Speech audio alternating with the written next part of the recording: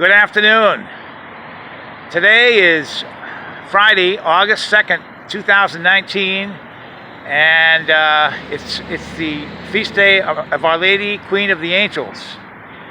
And we are here in the parking lot of Our Lady of Lebanon Catholic Church, Maronite Catholic Church here in Miami. And the statue behind me is our beloved St.Charbel who cured me of a very serious situation decades ago when I gazed upon his miraculous photograph and asked him for help, and he cured me of a situation that was kind of critical at the time. This was back in the late 70s. Anyway, I just wanted to say that we want to say a memoriam prayer to our dear friend John Russell Spann, who was going on his 88th year. He was going to be 88 years old on the 15th of August.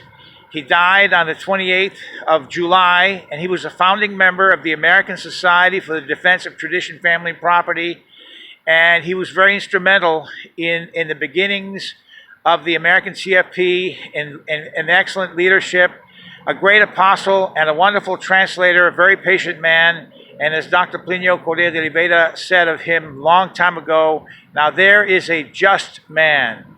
He was a linguist, he was a professor, he was fluent in Chinese and Spanish and Portuguese, and he did so much in the last 47 years of faithful service to the cause of Christian civilization.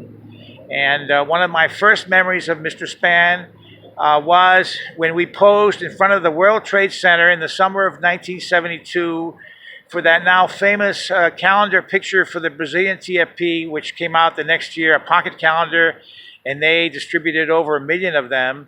And Mr. Spann was one of the 5 founding members posing for that picture in front of the World Trade Center. But another great memory was when we were close to the United Nations taking pictures with our standard, the Tradition, Family, and Property standard. We gave out at the church close by, St. Vincent Ferrer Catholic Church, a beautiful Gothic church there in Manhattan. We gave out crusade literature, and Mr. Spann was challenged by a communist from China to a debate about private property and so on. And Mr. Spann answered him not only in English, but in Mandarin Chinese. And that that made a great impression on me. He had studied Chinese at Columbia University, and I believe he translated Revolution, Counter-Revolution from English to Chinese.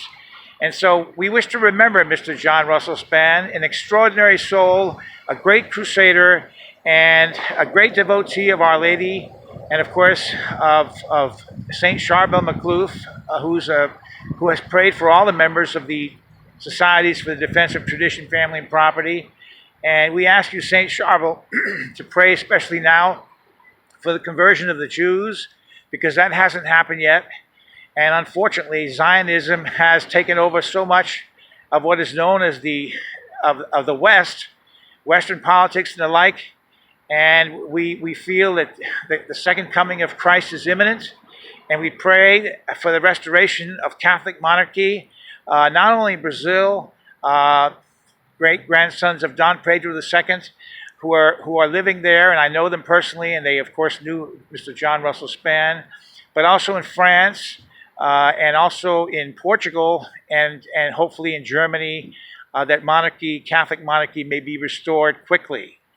Soon, finally, we ask through the intercession of St.Charbel and my dear friend, Mr. John Russell Spann, to intercede mightily with God for the consecration of Russia to the Immaculate Heart of Mary by the Holy Father in union with all the bishops in the world.